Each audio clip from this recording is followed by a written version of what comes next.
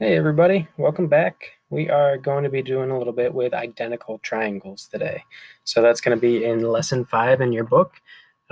Please make sure that you're at least looking along with this. There's going to be some questions to go along with your ed puzzle, so make sure that you're watching that. But the reason I'm doing an ed puzzle for this today is because there's a few important terms that I want to make sure that you guys understand when we're talking about triangles here. So in your ed puzzle, there's going to be a note section that's going to tell you what each of these things means. Please make sure that you do write down those things. But essentially what it means here, the word between, when you think about the word between, I think you already know what that is. But say we're talking about angle B here. Angle B is between angle C and angle A. It's the one that's in the middle of them. We've talked about the word adjacent to as well. Adjacent means next to and touching. So if we're talking about an adjacent side to side AB, both BC, this side here, and AC, this side here, are adjacent to side AB. Opposite to usually refers to a side that's opposite to an angle. So if you were to take a guess, what side would be opposite to angle B here? So opposite means across from, essentially. And so if we're looking at this, we have AC as the side that's opposite of angle B. Angle A, the side that's opposite of angle A, is BC. And then included is one that you probably won't be using too much, but essentially what it means is angle B would be included inside AB and BC. It's the angle that is in between, essentially, the two sides. So real quick, we're just going to look at numbers 1 through 7 here using those 4 things. And we'll start with number 1. Angle A is blank, sides AB and AC. Well, AB is this side right here. AC is this side. If you're going to pick between one of those 4 terms, what do you think you would pick? Well, hopefully you're saying included. If you see included here, it means that it's inside. It's included in those 2 lines right there. Angle B is blank, side AB and BC. I think we already talked about that one. AB and BC. Angle B is included in that. Side AB is blank, angle C. Well, if you were going to look at those 4 vocab terms and we see angle C here, what do you think side AB is in relationship to angle C? Hopefully you're saying that it's opposite to that angle right there. Side blank is the included side of angle B and angle C. The side that's included between those 2 angles is BC because it's those 2 angles put together. We'll keep going down. What angle is opposite to AC?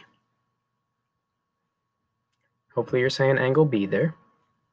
Side AB is between what 2 angles? Hopefully you're saying side AB is between angle A and angle B.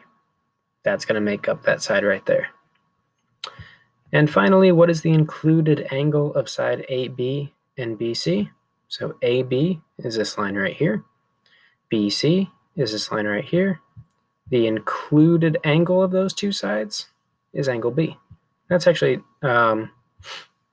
similar to this one right here. So now that you know a little bit more about those vocab terms, what we're going to be looking at is how triangles correspond with one another. When we're looking at 2 triangles that are either similar or congruent to one another, there's a correspondence between them. So what a correspondence is that every angle should match up with another angle on the other triangle. Every side should match up with another side, and every vertex or every corner of the triangle should match up with another corner. So if you look here, angle A matches with angle X.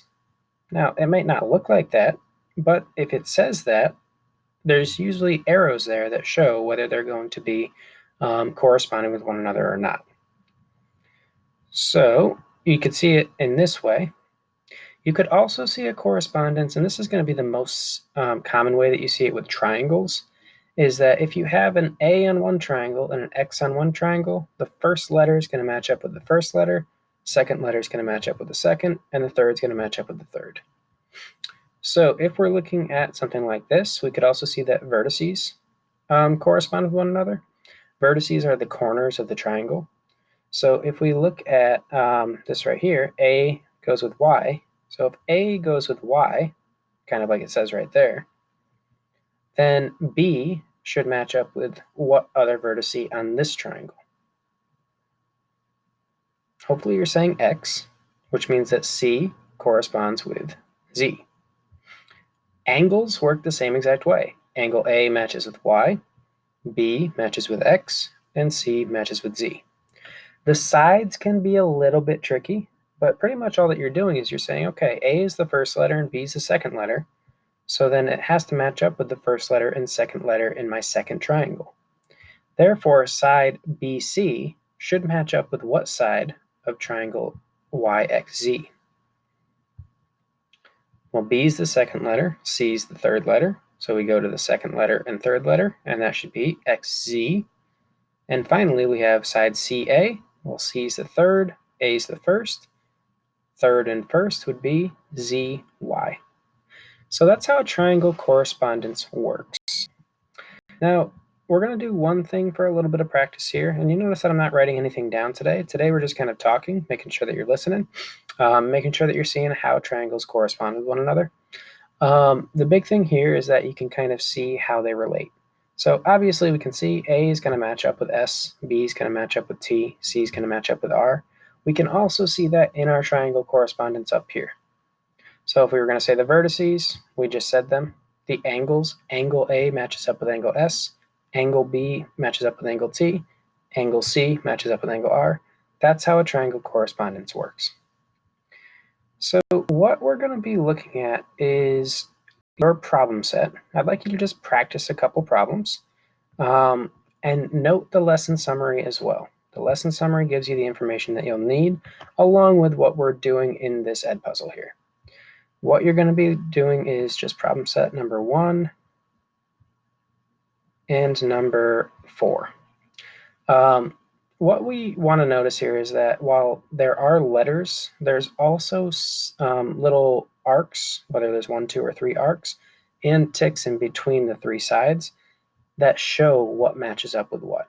So just as a little bit of practice, side EF matches up with what on this?